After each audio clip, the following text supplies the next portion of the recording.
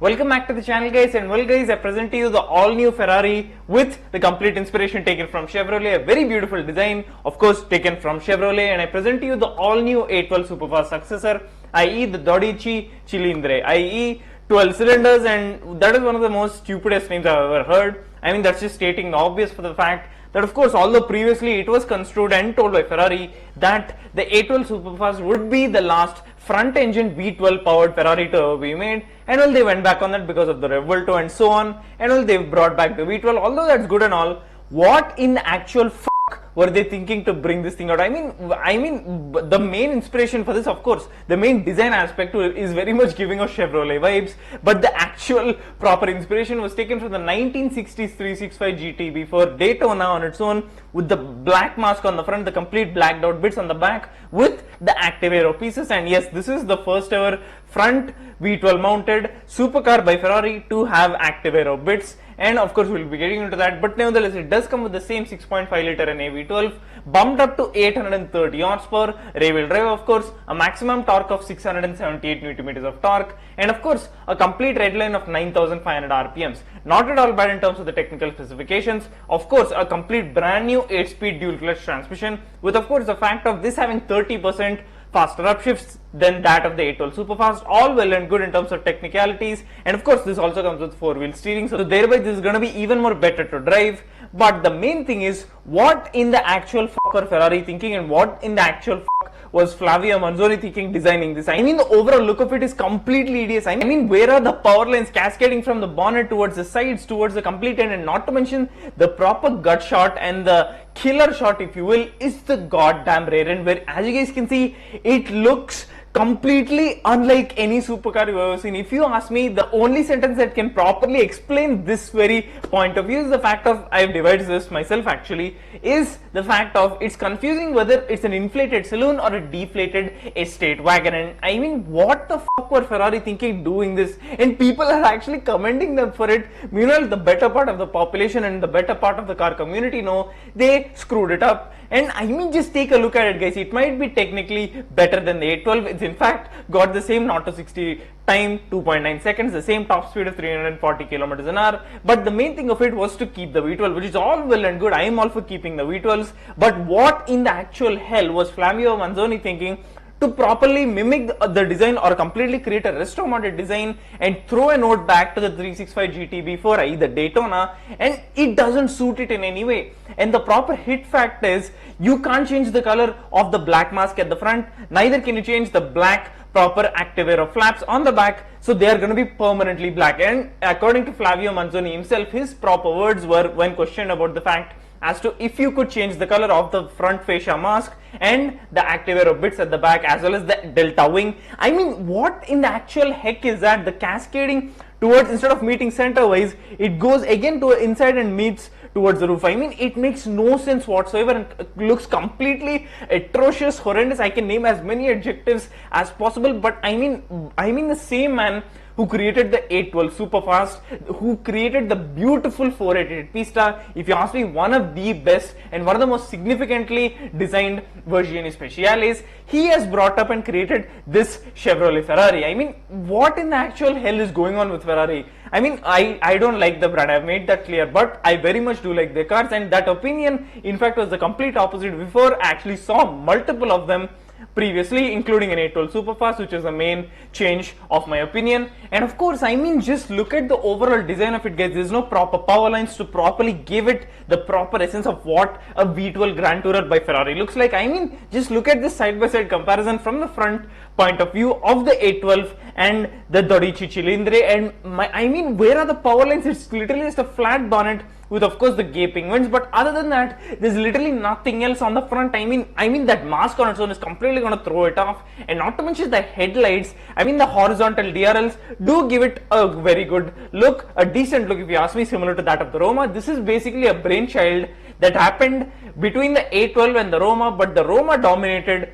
in whatever it is they did to properly create this, and well, it is not at all a good one. And the proper rectangular miniature headlights just look completely awful, throw off the complete overall look of the car. I mean, we went from proper huge vertically long headlights on the F12, the A12, and we've gone to this line, and well, there is no proper cues of this being a proper successor to the A12, the F12, and the long lineage of V12s that extends on all the way from the 550 through to the 575s and all the way up towards 599s, the F12s, the A12s, and not to mention, I literally am scared to see what they will do to the Versione Speciale of this, because this already looks atrocious from the basic model on its own, and well, the Versione Speciale is supposed to be the even more developed and the even more track focused, or whatever version you want to call it, the limited edition if you will, which is literally it. But nevertheless, I mean, this on its own is very much scary to look at with its Hyundai / Chevrolet inspirations, and well, I am scared to see what the Versione Speciale would look like. And well, recently the new designs coming out of the Maranello factory is definitely not at all on the good pages of my book. I mean, the Puro Sangue on its own, okay guys, it gets a V12, it gets 4 doors, it gets suicide doors, which if you ask me is completely stupid and a rip-off of Rolls-Royce, but nevertheless it is still a V12, but that doesn't make it the greatest car in the world, the greatest SUV in the world. No, it doesn't make it that way. But I mean, the overall looks of the car, the Puro Sangue on its own in any bright color just showcases the horrendous, stupidly awful and awkward power lines on it that just give it a complete stupid and awful look. And well, this literally has no power lines at all. The Puro Sangue is on one end of the spectrum, meanwhile this is sitting on the complete opposite end with zero power lines. I mean, can you see anything on that flat bonnet? No, you can't. I mean, other than the massive, properly sitting up top wheel arches, of course, to mount the all-new 21-inch aluminum wheels, which are in fact forged from one big block of aluminum. That is in fact a very cool thing. But the proper wheels used on the Spider, and yes guys, usually they take a couple of years to release out the Spider, but this time around they have released the coupe and the Spider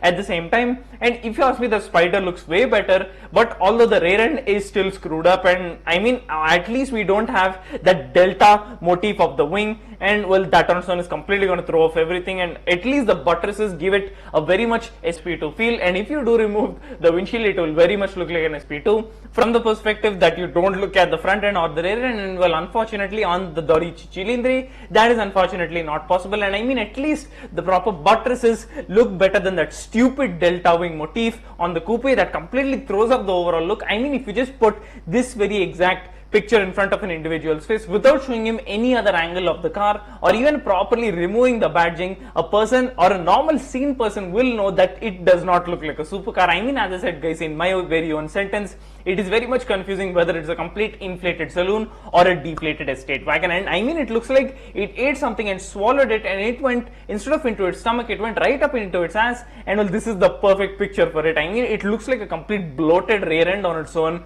And well, I mean, what do you guys think? And of course, the Dodici Cilindri. I mean, the last time Ferrari named the car after the engine was of course the F8 Tributo, and that was to pay tribute and i.e. bid adieu to the V8, because of course the F8 Tributo was the last ever V8 Ferrari to ever be made, and of course the 296 followed in its footsteps and thereby ditched the V8 for a twin turbo V6, so that on its own makes sense.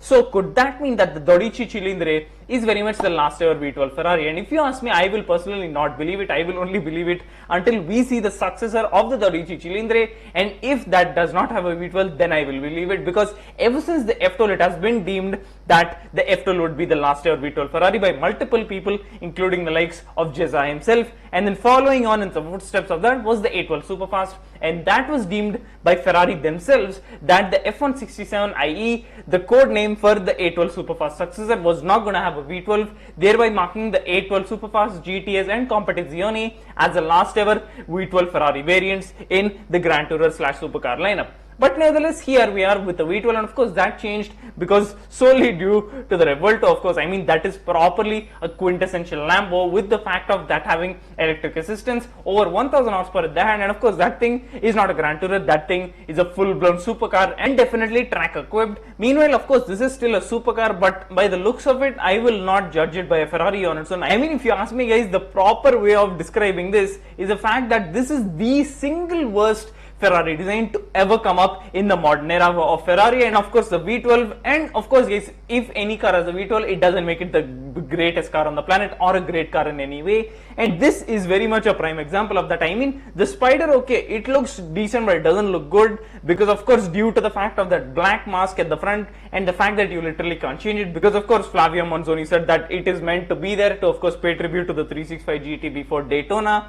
And well, I for one say screw that. I mean, it looks so weird on its own. And well guys, let's just do a little bit of a comparison from the 599, the F12, the A12 and the Dodici Cilindri, i.e. the Chevrolet Ferrari of course, where if you look at the proper 599 GTB on its own, it's got multiple power lines cascading from the front towards the side of the door and towards the end. Of course, I mean, from the top of the vent you can see that very prominent line from the bottom of the vent as well, that extends on from the wheel arch all the way towards the end of the door and very much towards nearly that vent on its own. And of course, not to mention the end of the proper wheel arch from the bottom, as you guys can see, that originates and cuts off towards the bottom of the door and ends with the door, and thereby giving it multiple power lines. And now moving on to the F12, this has the proper gaping vents nearly on the end of the bonnet on its own. That is exactly why I love the F12, because it's got some very different designs than what Ferrari had done previously, and of course it is completely heavily overlooked. So of course the complete look of the F12 is my favorite, and of course this was where the proper high finish of the rear fender started. As you can see, the 599 is very much a little bit on par with the proper ride height, i.e. the wheel arch placement of the front axle. And well, when you look towards this, it has a way more higher arch and the body is way more higher up top and finishes up higher up top, and that exact same thing was repeated on the A12 as well, as you guys can see. And the A12 is one of the most beautiful as well, and of course the F12 has got that small miniature tick mark like the Nike logo, and nevertheless very prominent power lines nonetheless. And of course, moving on to the A12, the complete proper beauty, and of course the specific wheels on their own. And not gonna lie, I'm not a huge fan of the aluminum wheels on the Dodici Cilindri, but nevertheless aluminum on its own 21-inch wheels. And of course the A12 had the exact same proper high rear fender finish on its own. As you can see, it literally goes down, it comes all the way up, but nevertheless it's got multiple power lines very much prominent on their own. As you guys can see, the one cascading from underneath the vent, the one cascading from the top of the vent, and of course the one going through the middle and cutting the door a little bit towards inward, of course giving it a proper slanted feeling and giving it a proper power line-esque look. Meanwhile, on the Dodici Cilindri, it is a complete flat door. There's no proper inlets, there's no proper cuts or slanting maneuvers or nothing. It's literally just a flat, complete pane of door with just one singular line coming from the fact of that silver or whatever that line is that originates from the DRLs. Once again, as I said, that thing is very much reminiscent of what Aston Martin does. So recently they've been copying a lot of others, the Purosangue with the suicide doors being ripped off from Rolls-Royce. And of course, now this thing where of course the silver proper line extends from the DRL towards the doors on their own, and well, that's taken from Aston Martin. But I mean, just look at the door, guys. I mean, the 599 of course doesn't have as much prominent power lines as much as the F12 or the A12, but it definitely does have very noticeable power lines on its own, but not as many or not as many inward maneuvers or outward maneuvers like the F12 or the A12, but that is very much noticeable. Meanwhile, this is literally has got one singular line that extends from that silver spoke or line that comes from the DRLs and that carries on all the way and just stops right where the fender starts to go up. And well, I mean, other than that, there's literally nothing else, guys. I mean, just pay close attention, guys. I mean, there's literally nothing else. Maybe there can be the fact of a small cascading, very camouflaged look on its own of a power line from the silver line which comes up and ends from there. You can see a very minuscule or a properly camouflaged power line, but I'm not sure if that is a power line. It does look like that to me, but nevertheless,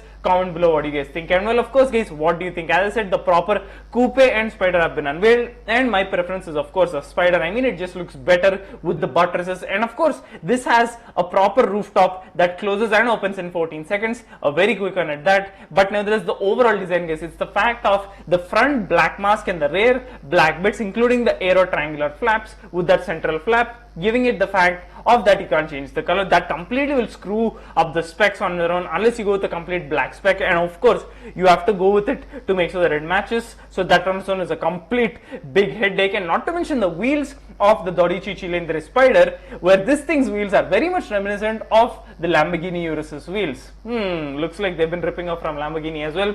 And also a proper keynote is the fact that this does in fact have a Cofango or a bonnet that opens frontward, not towards the back, so that on its own is very much cool on its own to properly view that 6.5 liter and a V12.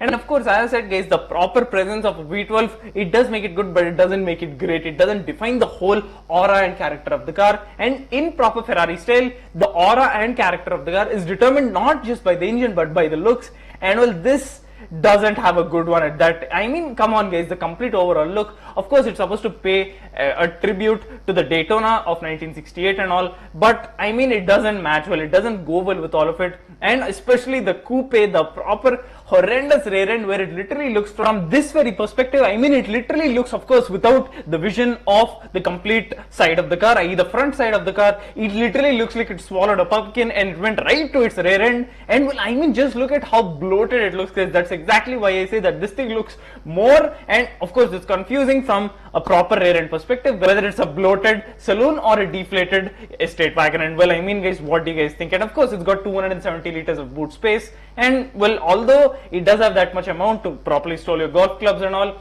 it completely looks weird. I mean the rear end is the complete gut shot that is making me want to rip my eyes out and throw them out. And I mean guys, what do you guys think? I mean, of course it's got the flaps, the first ever V12 front mounted Ferrari to have proper active aero flaps on it, so that on its own is something different. But nevertheless, what do you guys think? And of course this thing comes in at a weight of 1560 kilograms, and of course that's the dry weight, so you can expect around a complete curb weight of, or wet weight of around 1650 to 1660 kilograms. So not at all bad, although it's heavier than of course in the 812 Superfast due to the fact of course the all new added aerodynamic elements. It's got completely flattened taillights, ditching the complete circular or square taillights, as well as the fact of rectangular exhaust tips. I prefer the circular ones, they look way more prominent, and this completely, actually not completely, but it for the better part looks like it's completely camouflaged with the silver parts surrounding the exhaust pipes. And of course this thing comes in at a price of 395,000 euros, and that is after tax, but before you fully put on whatever spec you want to do, whatever carbon fiber option you want to do. And of course that is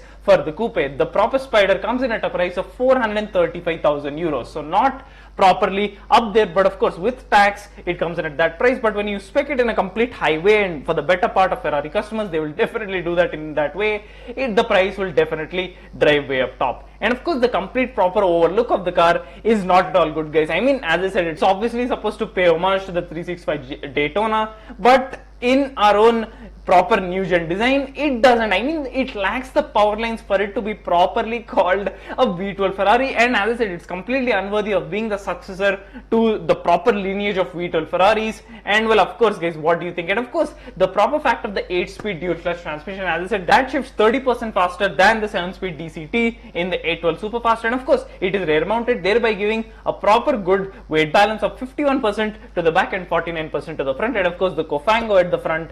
And of course, what do you guys think? And of course the complete proper interior on its own, where you've got the complete Puro Sangue / of 90 treatment, where you've literally got touch sensitive buttons on the steering wheel, a complete new 10-inch screen right smack dab in the center that is completely usable by both occupants, and of course a complete miniature screen on the passenger side, so that you can see all your basic infotainment stuff, the speed, performance and all the stuff.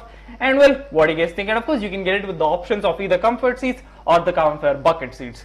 Well, what do you guys think? And well guys, as I said guys, this is not a good looking car in any way. It completely looks weird and off put on a whole nother level. No power lines on the bonnet. It's literally just a flat pane of the bonnet with the two vents right there, and well, that's just about it. It's got miniature power lines that come off the vents but end right quickly right after, and that one is completely different, way off, and the proper gut shot, the killer shot if you will, and of course not being the money shot, the killer shot, i.e. the rear end.